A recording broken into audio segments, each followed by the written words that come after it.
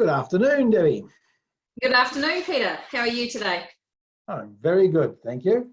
So I'm speaking today with Debbie Purchase, maths teacher, mother, trying to juggle those things in her bubble. So I'm going to start off by asking you who is in your bubble and how have you found lockdown? In my bubble is my husband Clinton and my daughter Grace, and I've got two little dogs as well. Lockdown's been interesting. For me personally, it's been okay. Grace has coped incredibly well. I'm very, very fortunate. She's an independent learner. In fact, I have to quite often tell her to stop doing schoolwork. Clint, being an outdoorsy person, he's probably struggled the most.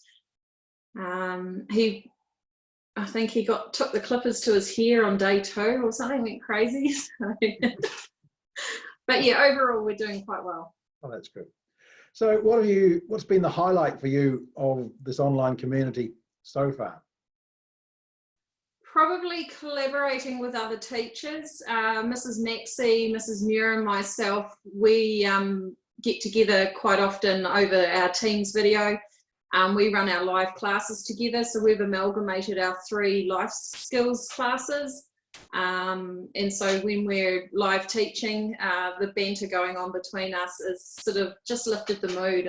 It's been a lot of fun, actually. Well, that sounds amazing. And what sort of take-up have you had from your students? Primarily for the live classes for the life skills, we had about 25 students in. We run 2 sessions. In case you missed the first one, you can catch up. This week our numbers have been a bit lower.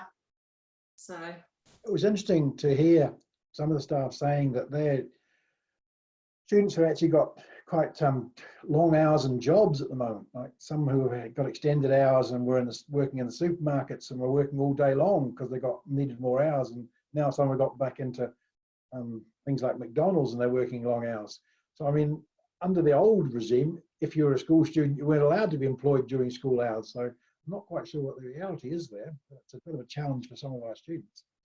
Yes, quite a few of the life skills students sort of, they signed off and said they're off to work soon.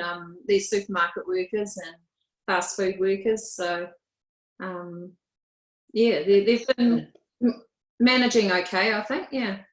What's been the biggest challenge doing this online schooling? It didn't help when Teams crashed last week for me. 2 days there I could do very little. Fortunately, I had everything set up sort of 2 weeks ahead, but I just wasn't able to video or audio chat students.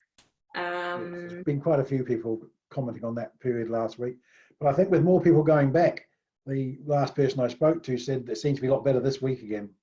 Yeah, this week's been perfect. Everything's been working brilliantly well. So no, this week's been good, yeah. And other than when I'm trying to make little videos and I have dogs tearing around and scratching at the door and barking and that, and you just sort of, you either start again or you roll your eyes and carry on as if nothing's happening. There's utter chaos going on behind me. So, but I guess it just adds to it. Do you think going through this experience will change education, maths teaching moving forward? Potentially, yes. I set up a flipped classroom model, 3 or 4 years ago. It's worked successfully for a couple of classes. I'm forever grateful for my 10 class back in 2018. They really helped me iron out the wrinkles. Yeah, flipped classroom models could come into play. I can see it working sort of for differentiated learning and split level classes. Ideally, I guess with my seniors, if I'm ever away, I could just leave everything on the Teams for them and expect them to carry on, directing their own learning for that period while I'm away, with or without a reliever. Certainly, yeah, 12MA, I would expect to be able to just say, if I'm away tomorrow, everything's there for you, you know what to do. So, yeah, I think there could be some good changes ahead, yeah. So When you do get to go back to school, what are you most looking forward to? Seeing my students, I miss them dreadfully. I really don't like not knowing if they're okay. I understand that they don't, always respond to every email, and I haven't bombarded mine with emails. But I do sit there and I do worry about the odd one. Are they okay? So it'd just be nice to see them and just see that they're okay. I'm excited about that. And for you personally, what's the number one thing you want to do when you get out of lockdown? Oh gosh, get a haircut. Look at this.